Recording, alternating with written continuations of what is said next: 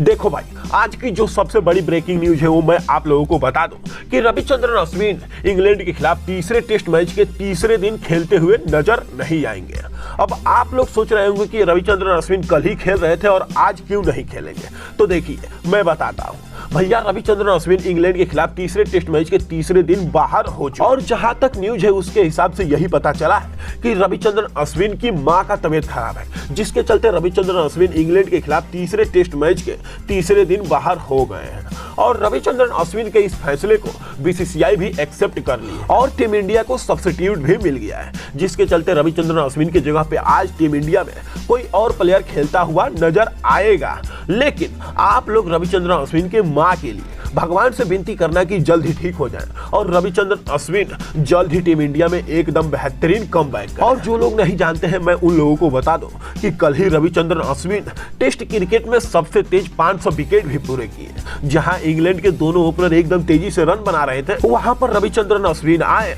और उस पार्टनरशिप को तोड़कर अपने टेस्ट क्रिकेट में 500 विकेट भी पूरे किए। दरअसल मैं आप लोगों को बता दूं कि रविचंद्रन अश्विन को 500 विकेट लेने के लिए केवल 98 मैच ही खेलने पड़े और इससे पहले भारत के लिए 500 विकेट अनिल कुंबले लिए थे, जिनको 105 मैच खेलने पड़े थे। और अभी भी टेस्ट क्रिकेट में 500 विकेट लेने के मामले में सबसे ऊपर मैथ्यू मुरलीधरन का ही नाम है, जो टेस्ट क्रिकेट में 500 विकेट लेने के लिए मात्र 87 मैच ही खेले। और अब रविचंद्रन अश्विन भी 500 विकेट लेने के स्क्वाड में शामिल हो चुके हैं और भारत के पहले और दुनिया के दूसरे सबसे तेज 500 विकेट लेने वाले गेंदबाज भी बन चुके। और इस महान उपलब्धि के लिए रविचंद्रन अश्विन को ढेर सारी बधाई और शुभकामनाएं। फिलहाल रविचंद्रन अश्विन कल के मैच में एक बड़ा कीर्तिमान और रिकॉर्ड बनाकर गए हैं, लेकिन कल के मुकाबले में पूरी तरह से क्या हुआ मैं आप लोगों को पूरे विस्तार के साथ बताता हूं। देखिए, कल भारत की तरफ से पारी की शुरुआत की रविंद्र जडेजा और कुलदीप यादव। दूसरे दिन का शुरुआत उतना शानदार नहीं की,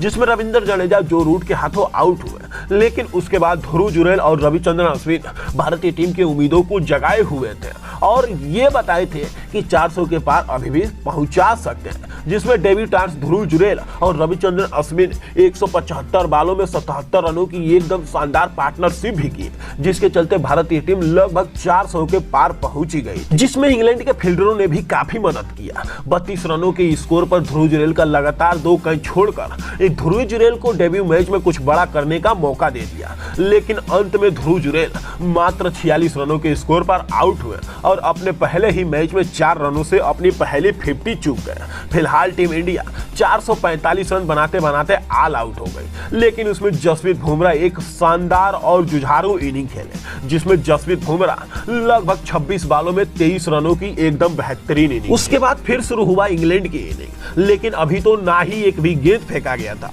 और ना ही एक भी वाइड, ना ही कुछ भी, लेकिन फिर भी बोर्ड पर इंग्लैंड के 5 रन लग चुके थे। और आप लोग सोच रहे होंगे कि ऐसा क्यों, तो देखिए मैं बताता हूं। जब रविचंद्रन अश्विन और ध्रुव जुरैल बैटिंग कर रहे थे, तब रविचंद्रन अश्विन को सीधा भागने के लिए 5 रनों का पेनल्टी मार दिया गया, जो इंग्लैंड के खाते में जुड़ गए थे और इसी के कारण इंग्लैंड के 5 रन बन चुके थे। और जैसे ही शुरुआत हुआ, तब इंग्लैंड के दोनों ओपनर बैट्समैन भारतीय गेंदबाजों की ऐसी धुनाई की जैसे कि जसप्रीत बुमराह और Mohammed Siraj like a toy. England के दोनों ओपनर्स को जसप्रीत बुमराह और मोहम्मद सिराज में से कोई आउट नहीं कर सके, जिसके चलते इंग्लैंड के दोनों ओपनर्स 80 बालों में 84 रनों की पार्टनरशिप भी कर लिए थे और एकदम तेजी से रन भी बना रहे थे। लेकिन जैसे ही कप्तान रोहित शर्मा रविचंद्रन अश्विन को लाए, रविचंद्रन अश्विन अपने पहले ही ओवर में पहला विकेट लेकर और इस पार्टनरशिप को तोड़कर टीम इंडिया को चैन की सांस भी दिलाए। लेकिन बेन डकेट अभी भी पिच पर टिके हुए थे और भारतीय गेंदबाजों की एकदम बुरी तरीके से धुलाई कर रहे थे,